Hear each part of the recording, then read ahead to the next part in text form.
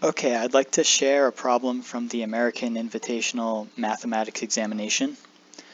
It's the AIME 2022, test number 2, problem number 6.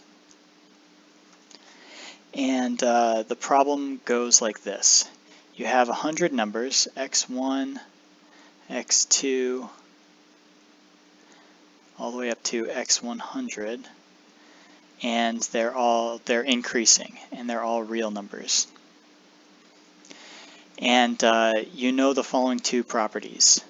The sum of the numbers is 0, and the sum of their absolute values is 1. And the problem is to maximize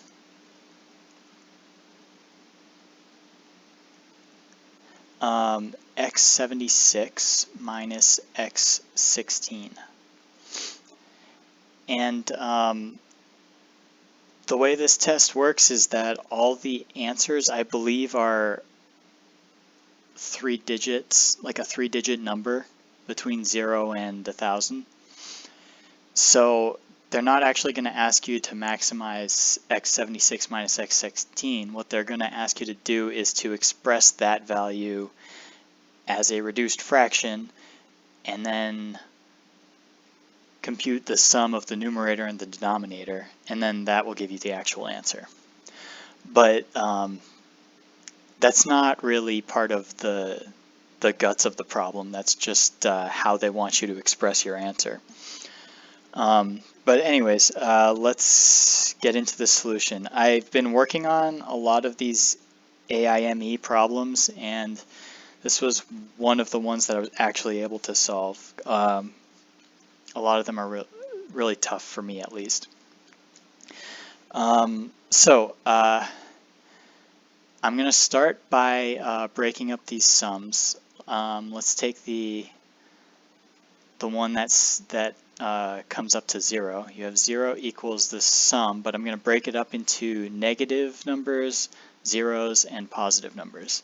So it's the sum over all the negative xi's of xi plus the sum of all the 0 xi's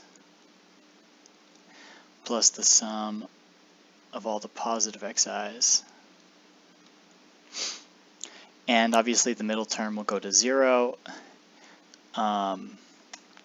So we just get the sum of the negative ones plus the sum of the positive ones. Then I'm going to do the same thing for the other sum. We have 1 equals the sum negative xi's of the absolute value of xi plus the sum of the 0 xi's plus the sum of the positive ones. And again, the middle term will go to 0. The left term can be written like this. It's the sum of the negative xi's of negative xi. And we'll leave the third term the same. Sum of the positives of xi. And now we'll just add these two equations together. And this term will cancel with this term.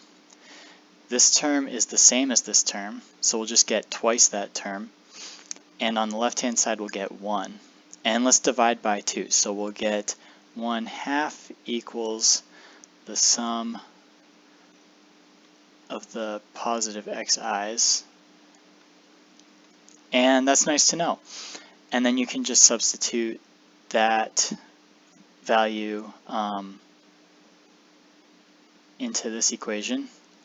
And you'll also realize that 1/2 equals the sum, or sorry, negative 1/2 equals the sum of the negative xi's.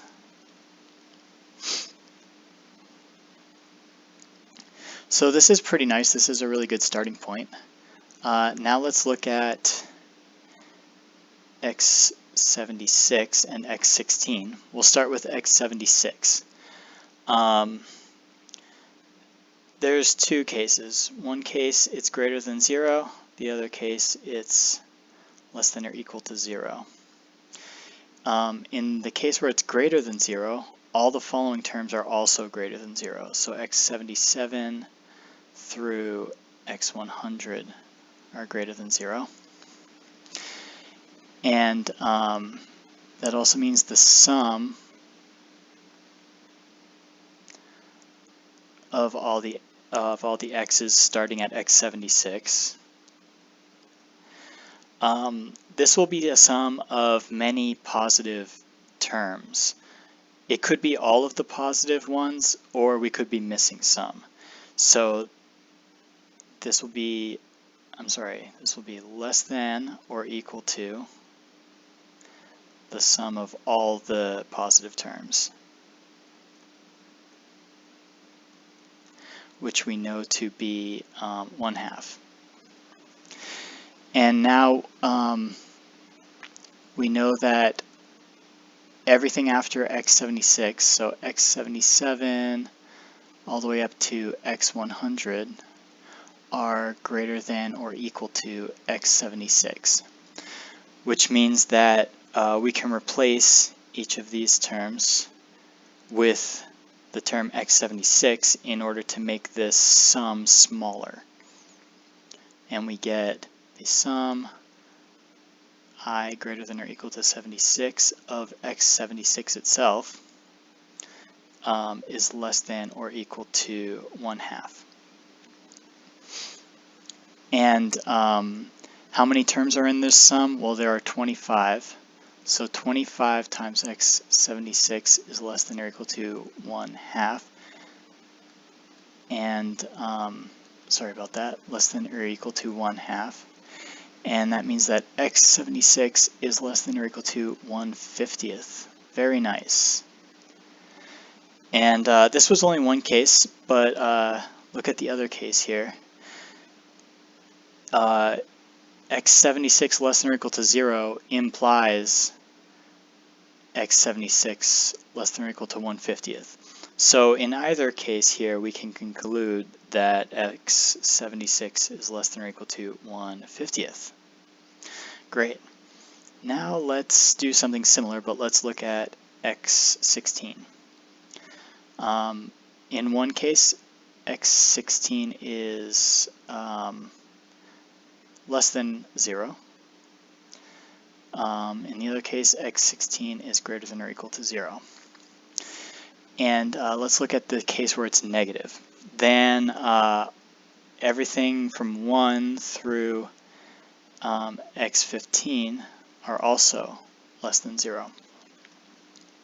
So we can sum these up. Sum from I is less than or equal to 16 of xi.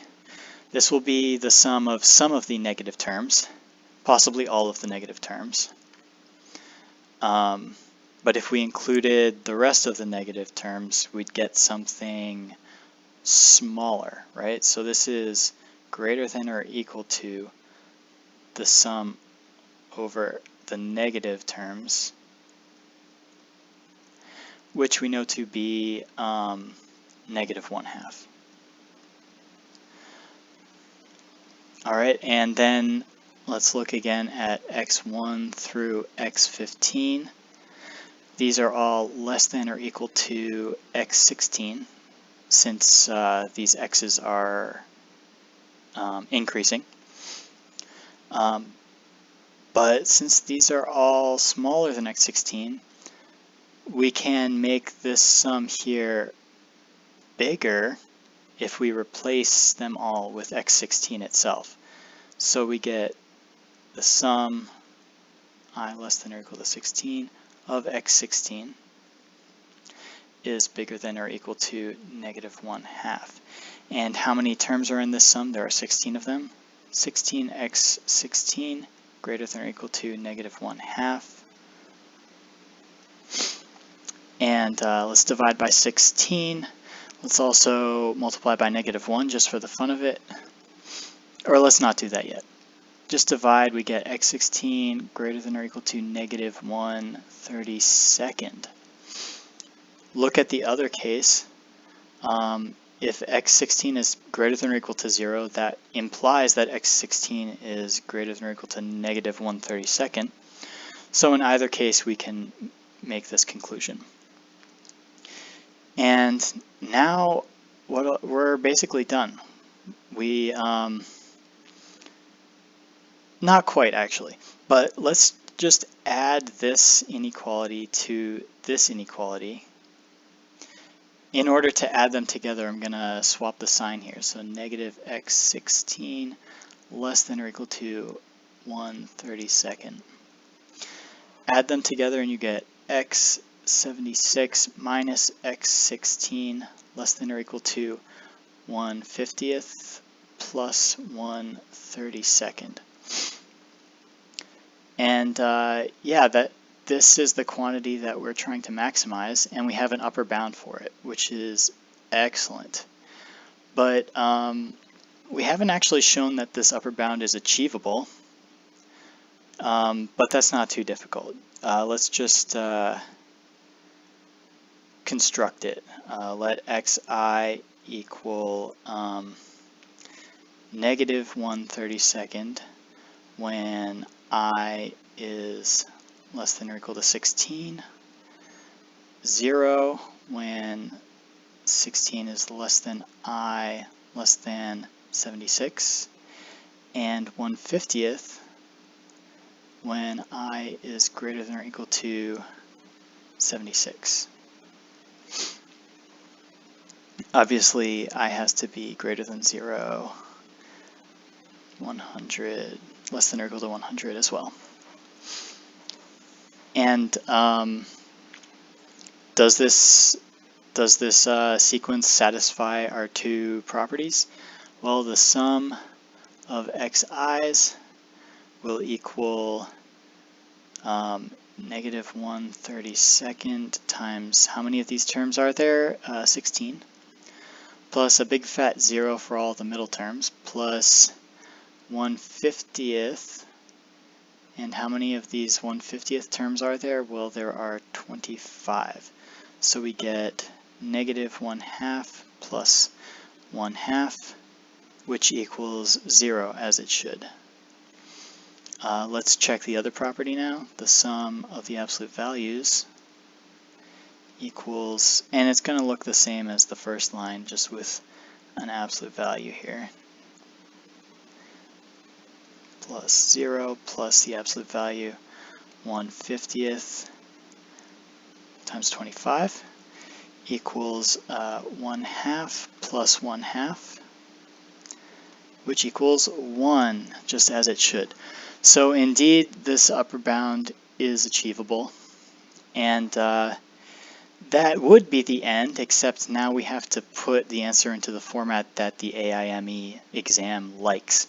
So let's add these fractions together. We get 32 plus 50 over 32 times 50, which is 1600.